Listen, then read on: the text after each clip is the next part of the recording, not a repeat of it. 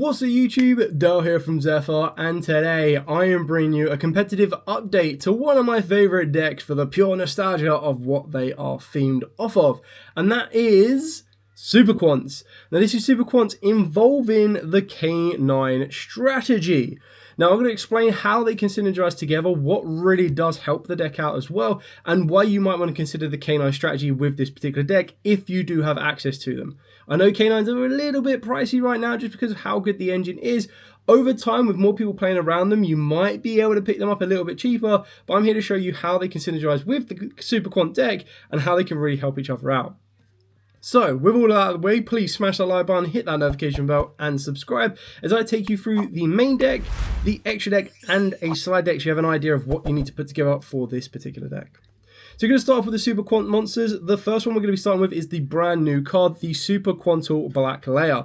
Now this might sound pretty familiar when you compare it to K9 Azuna, because this card is pretty much came before K9 Azuna, which is really cool.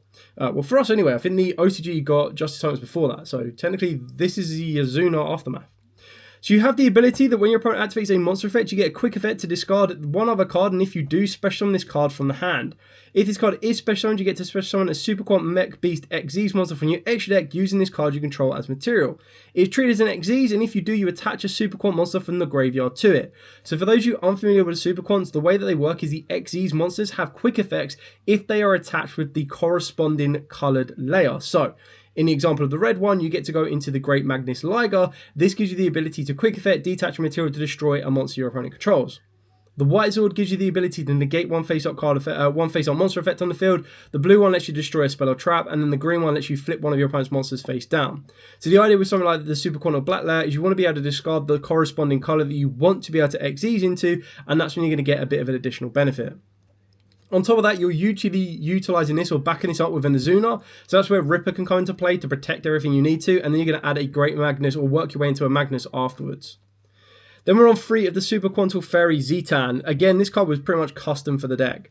So if you control a Super Quant monster except itself, and this card is in the hand, you get to special summon this card. Then you get to make this card's level the same as a Super Quant monster you control. You get to tribute this card to send a Super Quant card from the deck to the grave, except a Dark monster.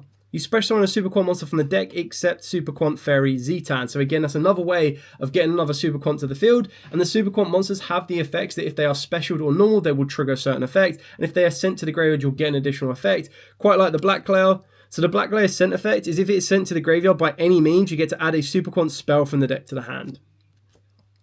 Then we're on 3 of the Super Quantal Fairy Alphen. This is one of the ones that if you feel that you need to make a bit more space for more hand traps, which is the one thing that the K9 variant doesn't allow you to do a much of, this is one you might want to consider shaving down, but this is still one of your best normal summons alongside the blue layer.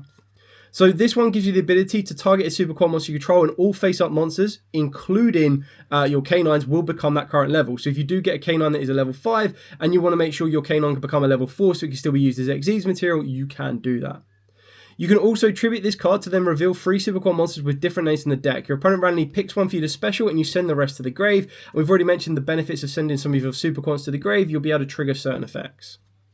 The other 3 of that we're playing is the 3 blue layer. So when it is normal or special, you get to add a Super Quant card from the deck to the hand. And then if this card is sent to the graveyard, you get to target 3 Super Quant cards in the graveyard, shuffle them back into the deck. So unfortunately, you don't get a draw off the back of it, but it just allows you to recycle for the grind. And if you can see, it's a level 3 Psychic, so being able to play cards like Emergency Teleport can get you quicker and easier access to this card as well. So again, that's another one of the ones that if you wanted to, you can maybe shave down 1 Emergency Teleport and 1 blue layer, but this is just such an important card to get access to, you kind of want to max out on it where at all possible. Then moving on to the other Super Quants, we do play 2 of the white layer. So you get to send a non-light Super Quant monster from the hand or face-up field to the graveyard to special on this card from the hand in defense position. When it's normal or special, you get to send a Super Quant monster from the deck to the grave, and if you do, this card's attribute and level become the sent monsters. If this card is sent to the grave, you get to add a Super Quantum Fairy Alphen from the deck or grave to the hand. Then 2 Super Quant red layers. Now some people might want to be considering playing this at 3 for the pure fact that it's a level 5, so it's one of the cards that you can reveal with Yugioh and then summon it to the field. Personally, I don't think you need to. You have such easy access to get to this card should you want it and when you want it, but being able to send it with certain card effects, that's when you're going to get the most value from it. The benefit of this one is when it is normal summoned or special, you get to target a Super Quant card in your graveyard and add it to the hand. And if this card is sent to the graveyard, you get to target a Super Quant monster in your graveyard and then special summon it except being a red layer. And then the final one is the one green layer. Basically only really having this in here for the ability to go into the green Zord very easily. But this one has on a normal or special, you get to special on a Super Quant from the hand. And if this card is sent to the graveyard, you get to discard a Super Quant card to draw a card. You're probably going to use the draw card more than anything because the normal summon of this card to then get impermed, veiled, or just stopped in any way or another is going to be very, very painful. For the Super Quant spells, we are playing 2 layer 19. It's basically an E-Telly for Super Quants. Unfortunately, you have to control to special summon a Super Quant, you have to control a Super Quant to do it. So the first effect is target and tap position monster on the field change to defense position. If you control a Super Quant monster, you special summon a Super Quant monster from the deck with a different original attribute from those that you control. And then you can also set a Super Quant trap from the deck. You're not playing a Super Quant trap, even though it can be activated that turn. At the moment, there isn't a Super Quant trap that, in my opinion, is worth the space. But if we do get one in the future, that may change. We're then playing the one Alphen Strike. This is another card that you might want to consider getting rid of, but it's just another one of the ones that really does help you facilitate some of your plays.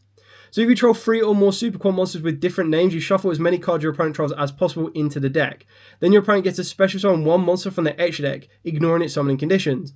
You can banish this card and a Super Quant Fairy Alphen from the graveyard to then activate a Super Quant or Mech Ship Magna Carrier directly from the deck. So it lets you bypass draw. It is quite nice. You get to shuffle as many cards as possible as long as you control 3 Super Quants with different names.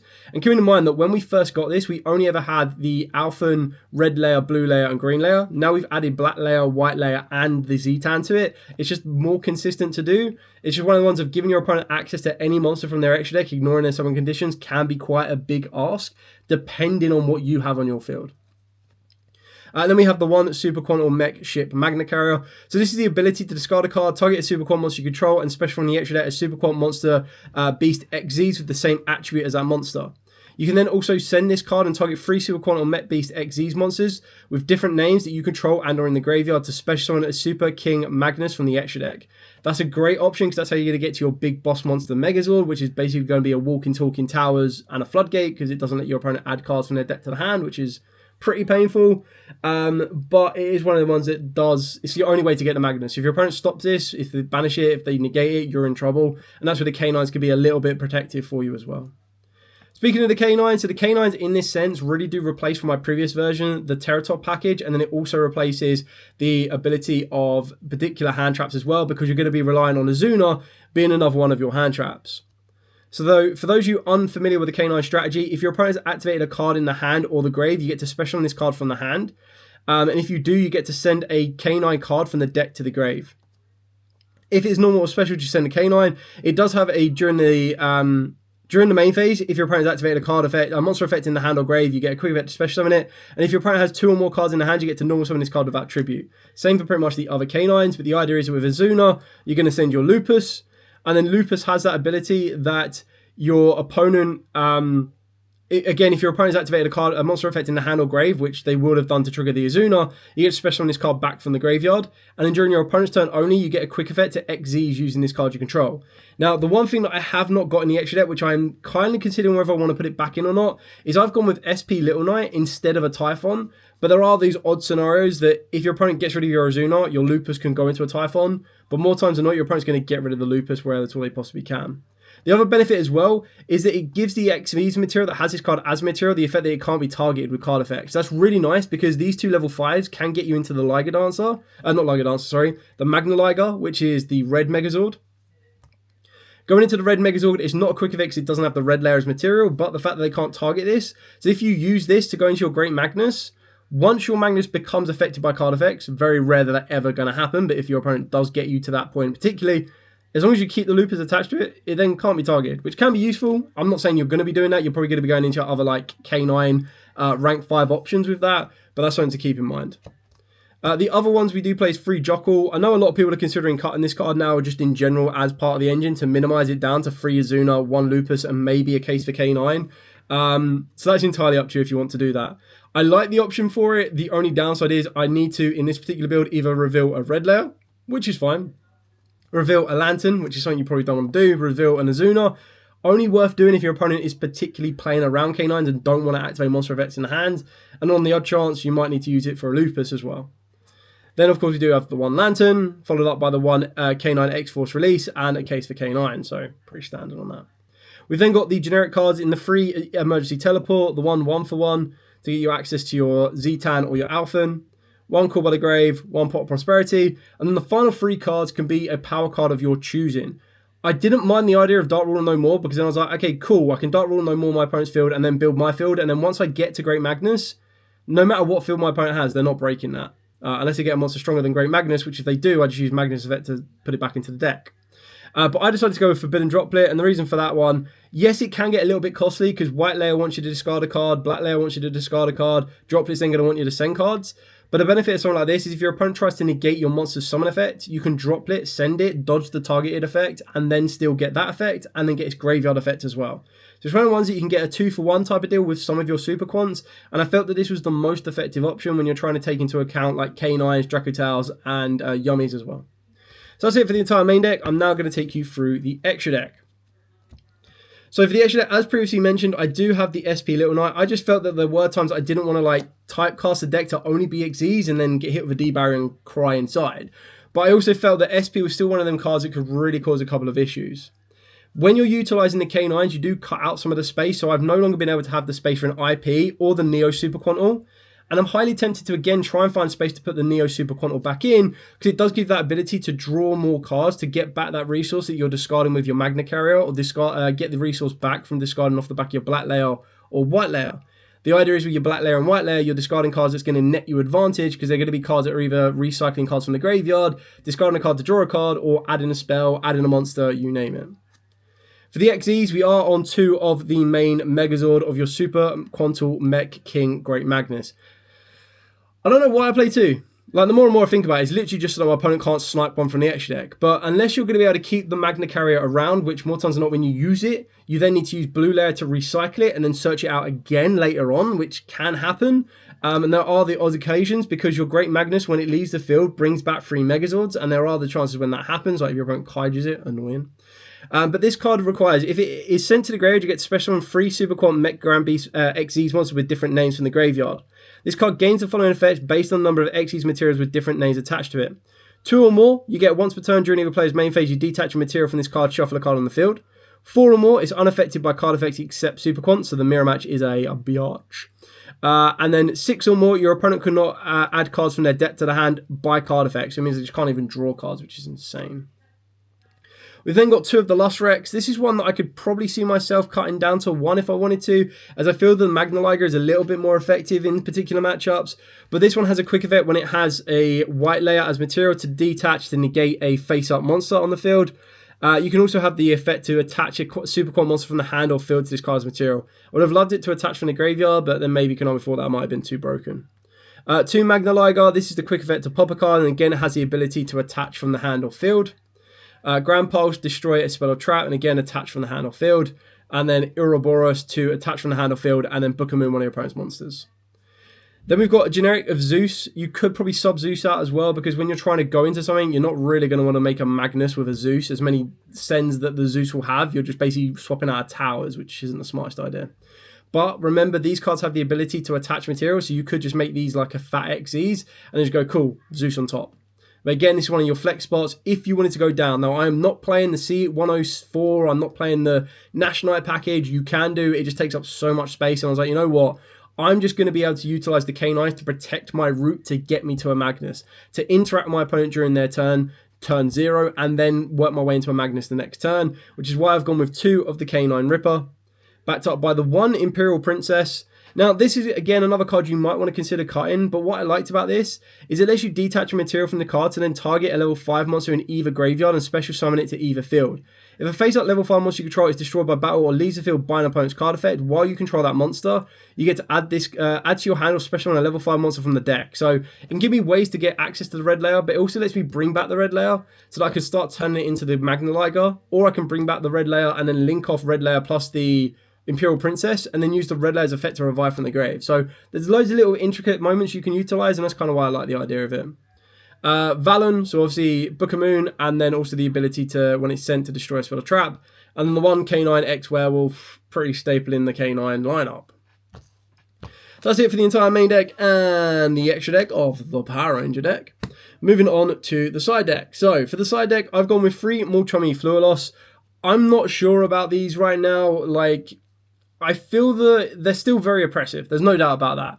I feel that with type of the space that you have available to you, you kind of need to maximize it. Like if I'm going into the side game, I'm either going to be like taking out the entire canine engine because my opponent is just constantly playing around it. And that's when I would then take out 10 cards and I'm putting in 10 hand traps. So in that scenario, I'd be putting in like 3 Fluid Loss because I'm going second. I'd be putting in like the Ghost Ogres. I'd be putting in the Ghost Spells. I'd be putting in like the Drone Lot Birds if they're effective in that particular environment. I'd also consider putting in the Book of Eclipses. And then the final card is being respectful to Malices and Crystron Canines with the Lanciers. You can adapt your side deck as and when you see fit for your particular environment. I've specifically not gone through Frost. Just from my experience, a lot of decks are now trying to play around the canines because they are that fearful of them. Not that that completely stops the canine strategy, because again, you have Jockle that helps you do it. You can still use them as your normal summon. There are ways to play around with it, but I kind of felt like the whole, or the biggest point of canines is that they trigger when your opponent activates a card in the hand or grave, and you're trying to force them to use a card effect in the hand or grave. But because they are within full control, they have the ability to choose to use them or not. Anyway, I thought this would be a bit of an interesting update. I do like the way that the deck operates. I don't like the fact that it takes up so much space, but then I do like the option that in game one, my opponent doesn't know what I'm playing, and I'm playing like a Quantum deck, and they're like, what the hell do the Quantums do? And then they start activating cards in the hand. I'm like, cool, Azuna, add more rank 5s to my field. They're like, oh, goddamn, that's what this deck does. But then I also liked on the flip side to that, that again, you have that 10 card engine that if your opponent is dedicated to play around it, you go, okay, cool, it's not the biggest miss, because then basically what I'm doing is I'm turning my Super Quants into the version that I was playing before. Like, I'm not going to side in Terratop and everything, but I side out a 10 card package, or I reduce the package down quite a bit and just go, you know what, I'll use Azuna as my normal summon, and my Azuna sends a Lupus, and then straight away my Lupus could be live. So there's loads of little intricate changes that you can make should you wish to. And I kind of felt that it was the easiest 10 card side out and 10 card side in. Because like more times than not, the people that are playing around it and then not using hand traps as well, which is crazy, means they're probably on breakers, or they're probably on cards that will struggle against particular hand traps. And like I've already said, take out the entire K9 package. You've got 3, 4, 5, 6, 7, 8, 9, 10. There you go. And then if they're playing around because they're playing breakers, 8, 9, 10. Or they're playing Malice, 9, 10 kind of thing. So you can kind of see where I'm going with this one. I think there's loads of different ways you can adapt it should you need to. And I do like how interchangeable that engine can be. Anyway, for now, thank you so much for watching. If you do have any questions, as always, please put in the comments down below. I am more than happy to answer them. For now, as absolutely always, stay safe. And of course, happy dueling.